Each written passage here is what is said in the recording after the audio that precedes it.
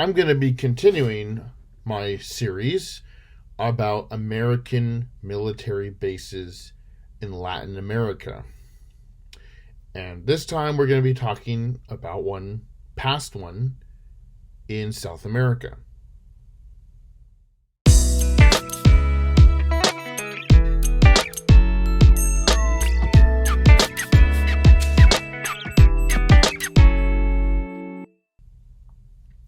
Not that long ago, the United States once had a military air base and presence in the South American nation of Ecuador. Ecuador has been in the news a lot in recent years for bad reasons.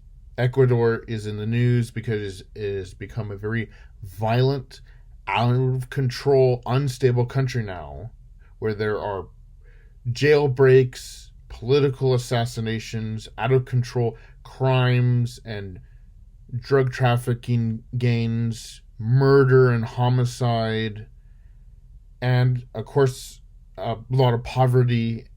And as a result, a lot of Ecuadorians are leaving their country and traveling up north. Not too many years ago, the United States once had a 10-year presence in Ecuador, from the years 1999 to 2009. And in this video, we're going to be exploring that and what happened during those years. How did the United States get a military air base in Ecuador? And why the U.S. no longer has a military presence in Ecuador. So stay tuned and buckle up for this video. It's important that I mention that Ecuador is not the only country in South America where the United States has had a military presence or had past military operations in. Because besides Ecuador, that list would also include Bolivia, Peru, and Colombia. To this day, the United States does have a military presence in Colombia, but not an actual formal American military base. But in Ecuador, the United States had a 10-year lease from the years 1999 to 2009 to have use of an Ecuadorian air base known as the Manta Air Base. In discussing the U.S. military presence in Ecuador, it's important to go back to the beginning of how it happened. That takes us back to the late 1990s, to 1999. The president of Ecuador at the time, Jamil Mahoud, who was half Lebanese Arab and half German, which is an interesting combination in South America and Ecuador. Jamil Mahoud was pursuing pro-U.S. policies. He was president of Ecuador from 1998 until 2000. The context of Ecuador in the 90s was turmoil. Ecuador, like it right now, is in a lot of turmoil, and they were also in a lot of turmoil during the 1990s and the 2000s. In the 1990s, Ecuador was in really bad economic shape. They were going through hyperinflation with their money. There was massive unemployment, and there was a lot of political instability. In the years 1996 to 2006, Ecuador went through at least 6 presidents in 10 years. But I'll explain more of that later. When Jamil Mahoud came to office in 1998, he was desperately turning to the United States to try to bail out their mess. So he pursued, a lot of policies to make the United States happy.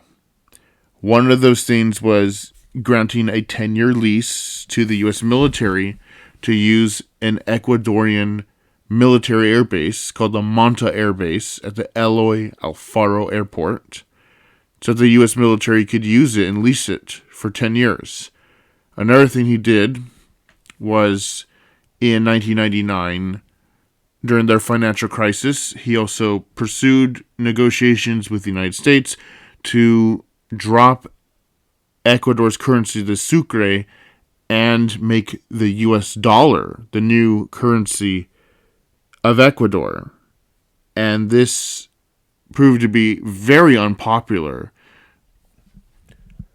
President Jamil Mahoud's pro-American policies appeased the United States. They made the U.S. happy, but the Ecuadorian people rejected him.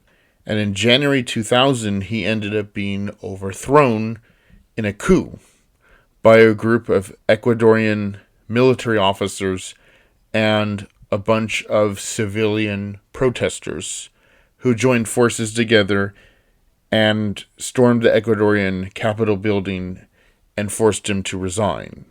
But despite Mahoud's downfall and stepping out of office, his lease and agreements with the United States still ended up carrying on.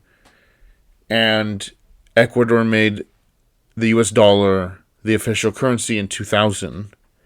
And the US troops were arriving already by 1999 and 2000 in Ecuador. The purpose of the US troops in Ecuador, the US government claimed, were going to be for fighting drug trafficking, fighting drug smuggling. The US military and the Coast Guard arrived in Ecuador and said they're going to monitor and try to stop drug smuggling going on that would come across throughout South America, and monitor the waters of South America for drug smuggling boats and so forth. And the results of that are debatable. In Ecuador, there was sometimes spillover violence from the Colombian Civil War, which had been going on since the 1960s.